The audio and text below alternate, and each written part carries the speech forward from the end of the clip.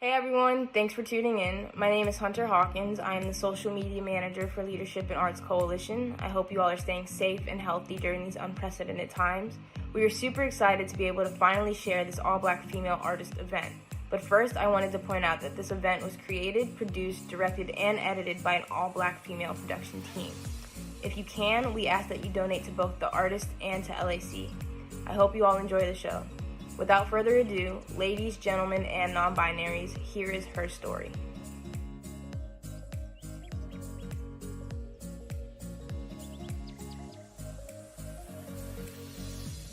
Good evening, everyone. Welcome to HerStory, a live stream event brought to you by Leadership in Arts Coalition, created and curated by me, John A. Brown. HerStory is a donation-based event that displays the work of Black women and women-identifying artists, writers, dancers, and more. This show focuses on celebrating and uplifting Black women's artistry, while giving you, our viewers, a mere glimpse of the reality through the eyes and the stories of some incredible artists. Before we begin, I would like to talk to you guys a little bit about Leadership in Arts Coalition.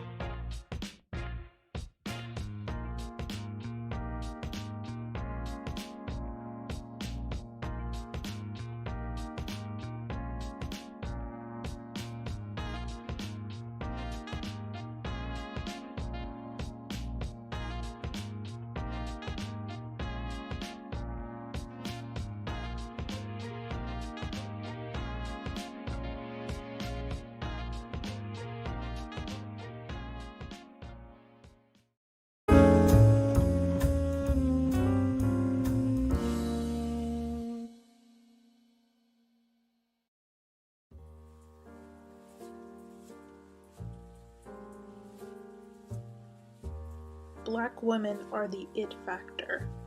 Black women are living in the future while simultaneously owning the present. Black women show society beautiful things that are watered down to be more acceptable and easier to digest. The palates of those who aren't used to these seasonings can't comprehend the flavor, the essence of the sustenance we dish out. Instead, we are pulled at and prodded, have sweet insults whispered into our ears, and are scolded for our heightened emotions and/or personalities. Knowing this, it's understandable that we aren't society's standard.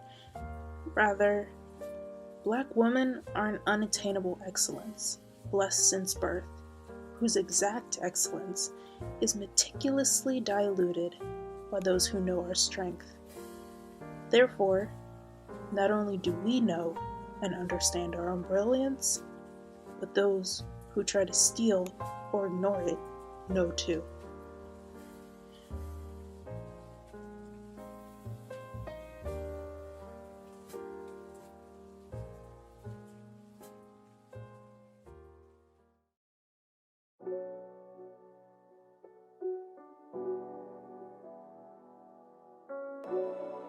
My photographs unveil the faces of the revolution. Each piece is an artifact from the front lines of protest, where Black women were always the ones amplifying the voices of the most vulnerable. The scenes of action range from the Black Women's March from City Hall and over the Brooklyn Bridge to renew the Violence Against Women Act, which contained life-saving legislation, the March for Sudan that flanked Bryant Park after the Sudanese Revolution and Khartoum Massacre, to the moments of silence that blanketed Stonewall Park in memorial of our murdered Black trans men and women. Black women and non-binary people are the most dynamic forces created on this planet. We don't cause change, we simply are change. I wanted to capture the beauty of our spirit in ways that aren't traditionally shown in the media. The tranquility of a woman with her eyes closed and fist up has the same power as the emotionally charged scenes of people screaming, people in conflict. We are universal, and I needed to capture that in the spaces of those heard the least but make the most noise.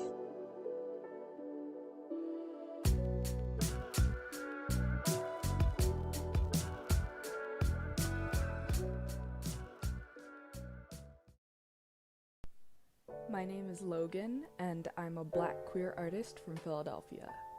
My work centers around celebrating Black women in a world that so often doesn't value or see the beauty in us. I created my piece, Heavenly Body, in response to a song by Eartha Kitt called Paint Me Black Angels. It's a ballad adapted from a poem by a Mexican singer, Pedro Infante, that was written in 1948 to protest racial discrimination, and I think it's still an important message that should continue to be shared now, that the Black body is beautiful and ethereal and holy, that Black queer bodies are also just as such. Medusa 2 is a collage I put together in honor of my favorite character in Greek mythology, Medusa. Often viewed as a villain known for her crown of snakes, I wanted to put some color to that tale and place her in my own style. And lastly, Color Me is a self-portrait celebrating my queer identity. I created it during the summer of 2020 when Pride protests around the world were shut down. And even though we don't know when we will be able to have those public moments of community again, I think it's the small celebrations of acceptance and joy that we have with ourselves daily that really carry us through.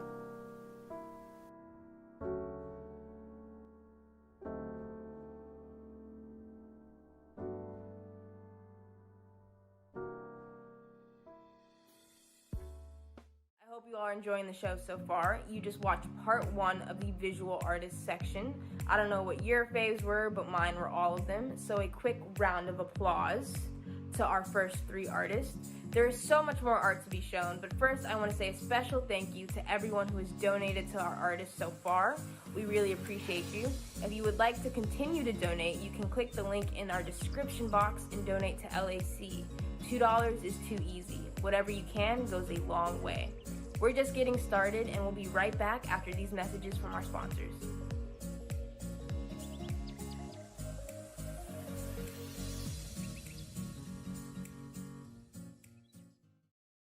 Hey everyone, my name is Jumia Luco. Did you know that Black women are some of the most powerful individuals on the planet? So many positive things that are going to happen in the future and that we are seeing now are happening because of Black women. This is why I'm super excited that my company, Jumia Luco Consulting, is sponsoring this HerStory event that is celebrating the achievements of Black women through an artistic lens. Small but mighty, my boutique agency aims to spread the expertise and influences of the world's most impactful individuals and organizations, and we do it through executing creative events, securing partnerships, and storytelling via new and traditional media. Check out what I do for individuals, small businesses, and nonprofit organizations by visiting my website, www.jumialuco.com, or following me on Facebook, LinkedIn, and Instagram. I hope you've been enjoying the show so far. Don't forget that you can still donate to support LAC so that they can continue to put on empowering events like this. Go to their website, check it out, and don't forget to hit the donate button. Hope you enjoy the rest of the show.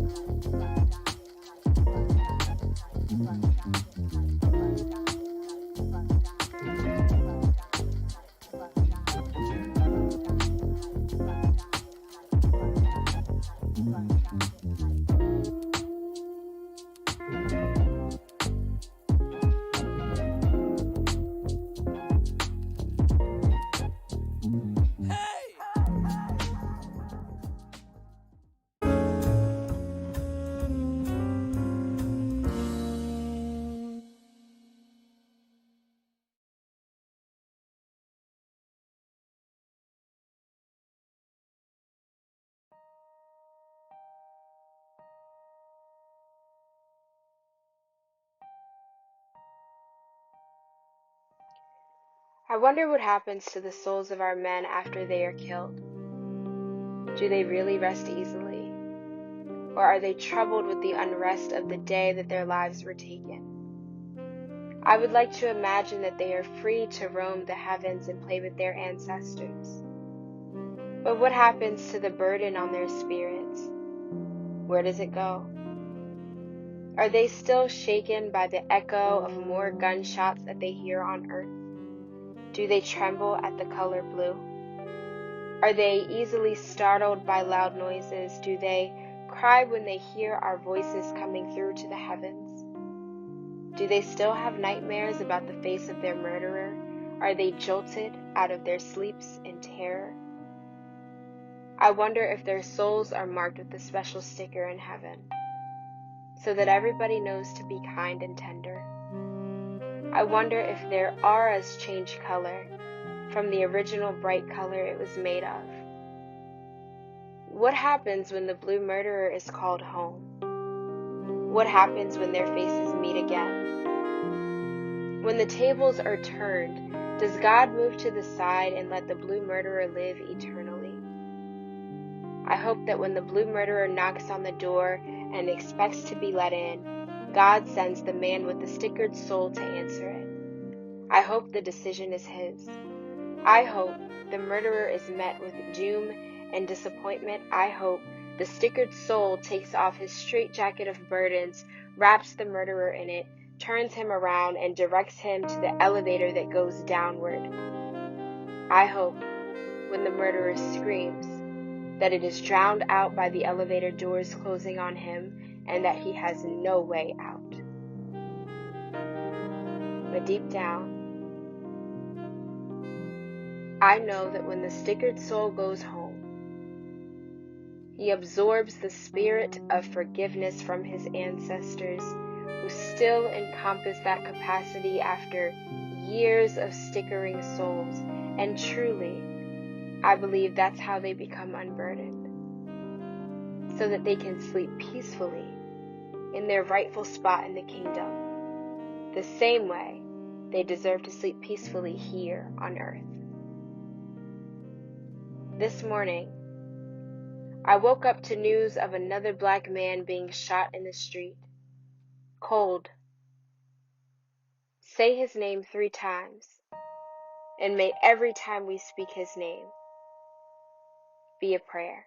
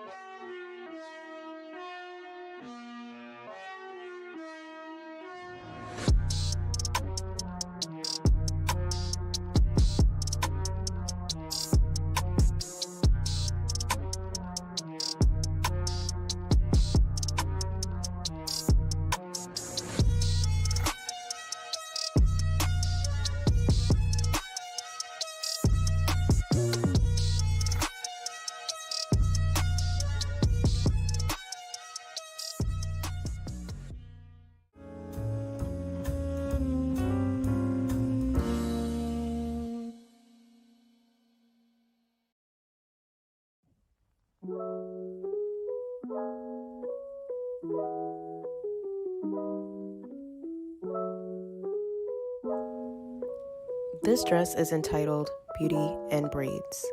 This dress was inspired by African hair braiding. Hair braiding is an art and it plays a large role in Black culture and in the Black community. Unfortunately, Black people have received a lot of discrimination and pushback in their workplace and school when it comes to their hair. Thankfully, some progress has been made with the Crown Act in order to protect people of color from discrimination against race-based hairstyles. I wanted to use braiding hair to highlight the beauty of braids. I used braiding hair and beads to create a macrame-like design, which I then attached to a cream-colored dress that I constructed. This here shows 3 different perspectives and 3 different angles of the dress that I created.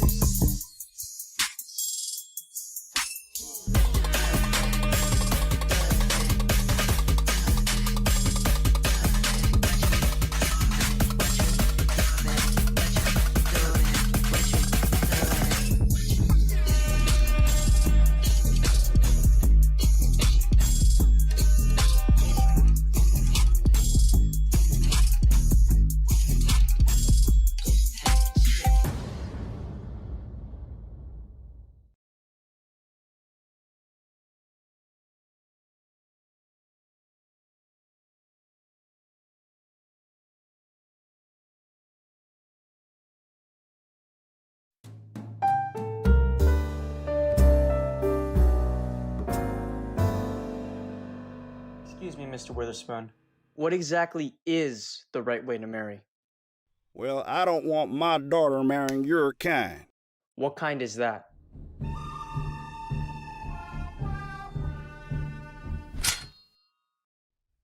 Marie me, Marie. I'm here live outside of the wedding chapel where the first ever inter-utensil wedding is being held.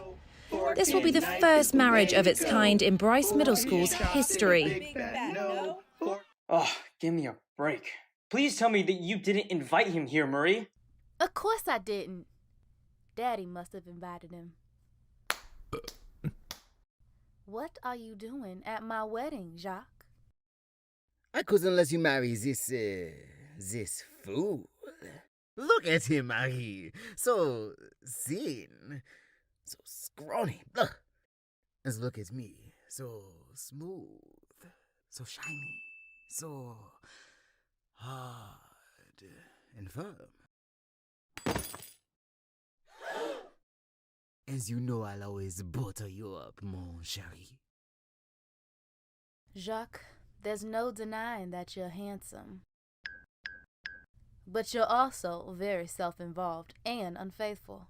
You're nothing but a player and treated me like dirt. All you care about is yourself. But Lee is so sweet. He's considerate, caring,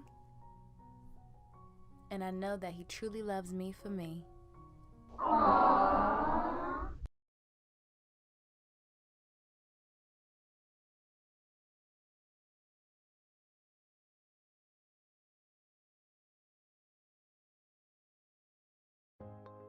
Hi, I'm Princess Riddick, the creator and founder of Official Royal Watch. ORW began in 2018 with the hopes of creating a unique experience for everyone. My goal was to provide something that no one else had and no one else will have. Here we are, 2021, and still going strong, because ORW is not just a brand, it's an artistry. It's behind our smiles where we keep our tears hidden. It's where we keep the pain and secrets we don't want others to know or see about. It's behind these smiles where shame, guilt, and blame live. You see, it's all my fault, we tell ourselves. I should have screamed. I should have fought back. I shoulda, coulda, woulda, but I didn't. Instead, I froze and allowed this to happen to me. You know, society tells me all the things that I should or shouldn't do, so it has to be my fault. The responsibility is mine. It's not my attackers, right? I should have known better. But I said no. Wasn't that enough? I cried and pleaded for someone to help, but no one came. No one rescued me. Was that too not enough? I didn't ask for this to happen to me. I did nothing wrong. But somehow, it's still my fault, right? When I see others living so happy and carefree, I wonder, can they see what hides behind this mask I wear? Do they know it's just a facade? Has my secret been exposed? Or maybe they too were just like me, hiding behind a mask. Maybe just like me, when no one is looking, they binge drinking pop pills to drown out the memory. Or maybe they too self-mutilate by cutting themselves until the vision goes blurry and they black out. Or maybe they too have attempted to take their own lives just to finally found peace, but failed miserably at that too. That's it. They're just like me. Or maybe, just maybe, it's all in my head and I so desperately don't want to feel all alone in this. I mean, who really cares enough to see what's behind my fake smile or to hear the tormented screams behind my eyes?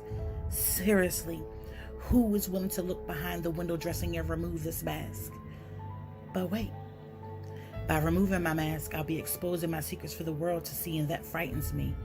For fear that they too will blame me, or worse, laugh at my pain or not understand my pain at all. So no, I'll continue to just wear this mask, live in silence.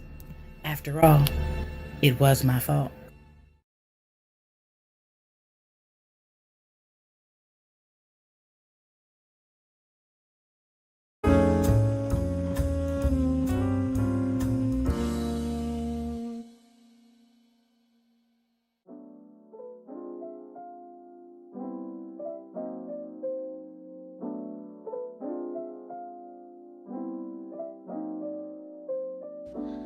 Hi, my name is Kara Wilson, and I'm an artist based in Richmond, Virginia. I like to do mostly portraiture with acrylic paint on canvas. As an artist, I want to create a space in my art where minorities are visible and to showcase them. I like to make art for people who look like me and for people like me. I believe representation is so important, and it helps create visibility for future generations that might not have that at the moment, especially in the art world. An artist who inspires me and my work is Micheline Thomas. She uses color that I like to use, the vibrant, bold colors, and she also uses mixed media, which I'm starting to incorporate now, to highlight Black women and their lifestyle.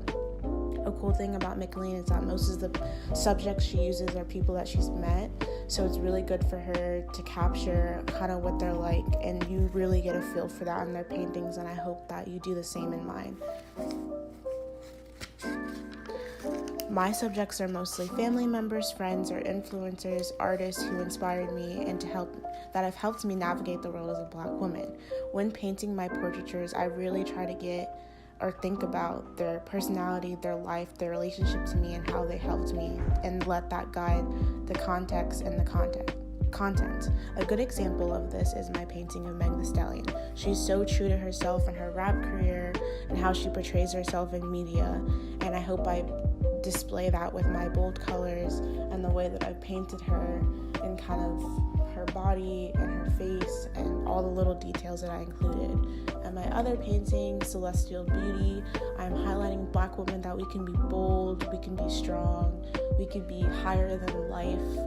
The colors are bright and vibrant and pink, and it's just those two pieces are a really good representation of my style and what I hope to bring into the art world.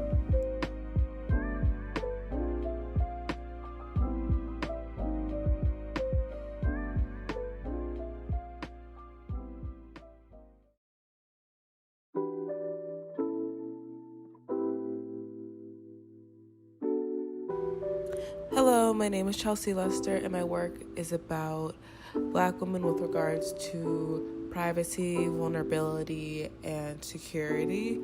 I create this work through depictions of bathroom scenes and kind of using the bathroom as this symbol of a safe haven or a safe space that's often violated, just like a lot of Black women are often violated in this country, and there are really no repercussions for that. So that is what the bathroom pieces are about. I paint them in a way where they're inviting but still unsettling, and the figures in them are often uncomfortable but extremely vulnerable, and that is what those paintings are about. Although sometimes the concepts of my paintings might vary and I might make things other than bathrooms, one consistent theme throughout my work is that my figures are always extremely powerful and confrontational.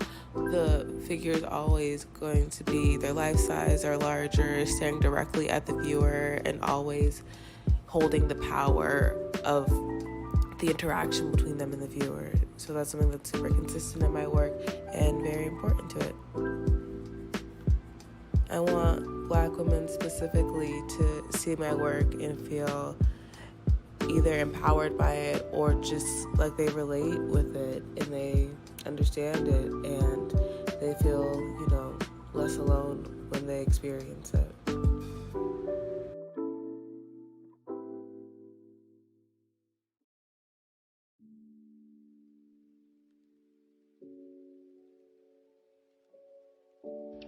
These images are from a larger series of 25 portraits in a project entitled Everyday Blackness, Celebrating Exceptional Women. This work is an antidote to the recent and long-standing racial inequalities and tensions far and wide. My 25 collaborators are of diverse ages and backgrounds. They defy stereotypes, having forged unique paths, and are exemplars of courage, tenacity, and resilience. Their roles include author, educator, entrepreneur, doctor, and many more. They represent and reflect the best of all women, and indeed, the best of humankind. In a world that continues to marginalize and harshly act based on physical appearance, these unwitting heroines persevere for the greater good. Historically disenfranchised and denied, these women are the very backbones of their families, communities, and country. The idea for this series arose in June 2020, shortly after the brutal lynching of George Floyd, and in response to the countless other needless murders and injustices against people of color. I use the power and universality of photography to counter negativity with the portrayal of Black women in a positive light that is realistic and honest. The photos themselves are cast in a warm monochromatic tone to bring focus and attention to the individual and allow us for a moment to be colorblind. The varying shades and shadows allude to the many dimensions and sides to a life story. The nostalgic feel reminds us of the hard work of so many Black women before us who fought for freedom and justice. The sepia tone reflects their warmth and grace, imbuing the images with life. A gaze into the camera and at the viewer is not to challenge, but to rightfully engage. The work dispels any reason to fear the other or to deem people of color a threat. Instead, it offers upliftment, insight, and inspiration.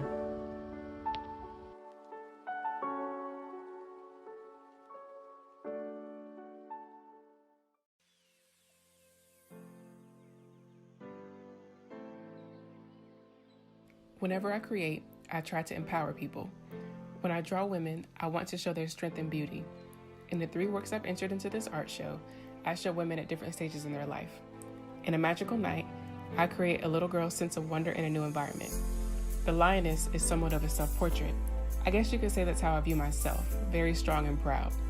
And lastly, I drew Beyonce. Not only is she the most famous female artist of our time, but she's such a hard worker, a mother, and an inspiration to me. I hope that when other women see my work, they think about how they view themselves, what inspires them, and what excites them.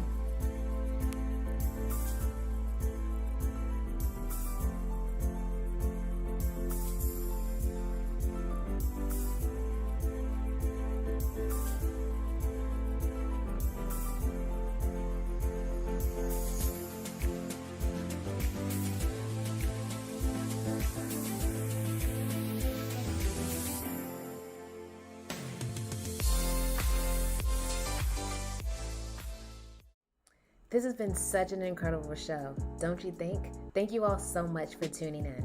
A special thank you to Ms. Cassandra Riddick, the LAC Executive Director, for leading the production of HerStory. This show would not be what it was if it wasn't for her leadership, mentorship, and dedication to amplifying artists. Another quick shout out to Hunter Hawkins, the LAC Social Media Manager, for her consistent promotion of the HerStory event. Without her, you all wouldn't be here.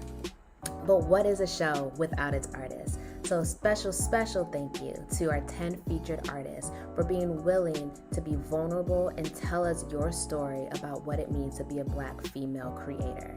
And we would be remiss to end this show without thanking the curator and creator of HerStory, Miss Janae Brown.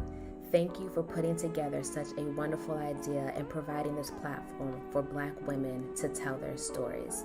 If you all watching today would like to become a member of the Leadership in Arts Coalition, please check out their website, www.leadershipinartscoalition.org, where you will find out more about their mission to bridge gaps in communities through education and the arts. You'll also find an opportunity there to donate what you can, because no amount is too small.